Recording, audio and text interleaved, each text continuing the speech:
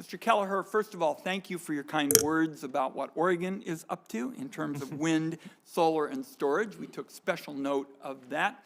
And I'm going to ask a question of you, if I could, Ms. Jacobson, because you have essentially been making the argument, and making it for some time, that a smart tax policy would really generate growth in innovation and clean energy in the years ahead.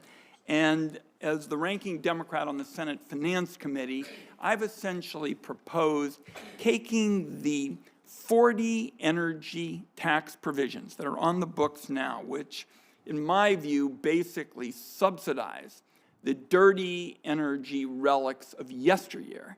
I propose throwing them in the trash can and substituting one for clean energy, one for clean transportation fuel, and one for energy efficiency, because I think this would make a real difference in promoting innovation, cleaner energy, helping us to shake the carbon habit. So the question I wanted to ask of you, because I don't want to get you into how do you feel about this bill or that bill and endorsing pieces of legislation, because I know that with your organization that is problematic. So let's just talk conceptually.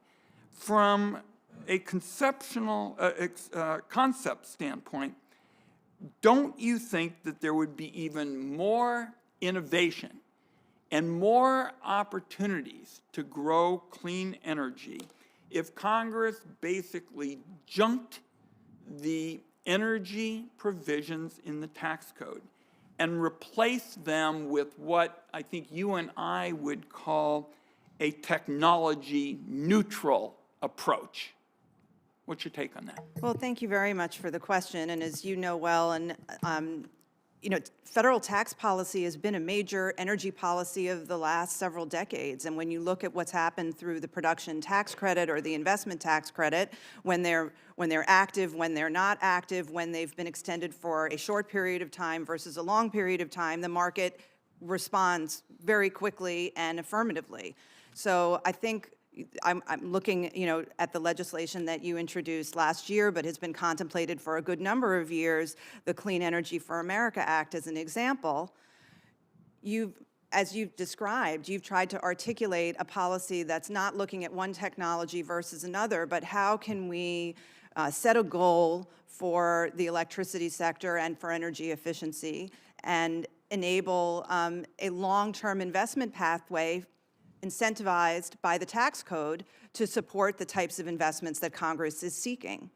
And by putting it on a longer time frame and setting a common metric, we're moving away from the uneven policies that we've had before that hit different industries and different businesses in very different ways. And even though things like the production tax credit or the investment tax credit have sought to deploy a grouping of technologies, because of those businesses and investment cycles, not all have benefited. I mean, hydropower is a good example, but we could look at biomass, we could look at waste to energy. Now this conversation on storage, new technologies are coming into the marketplace, and these policies, need to adapt to the marketplace of today. So I really commend your leadership on thinking about a revised, refreshed, and current framework for energy tax policy. And I very much look forward to having our members further comment on your proposal and seeing it move through the committee process. Well, thank you, and we are going to want to work closely with you and obviously the chair and the ranking member.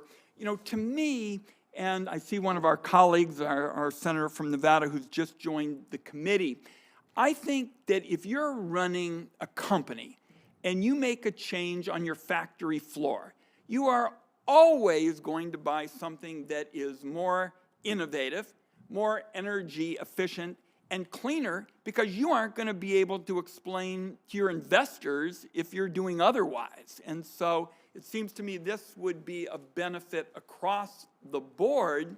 And my sense is, and I'm exploring this, if you're running a public company, I'm not sure you even meet your fiduciary obligations in a public company if you were to buy something less energy efficient and dirtier than what was already on the factory floor. So thank you for your straightforward take and supportive take of technology neutral tax policy in the energy space. We're going to be calling on you often, and of course, working closely with the chair and the ranking member and my new colleague on the Finance Committee from Nevada, who's had a great interest in clean energy as well.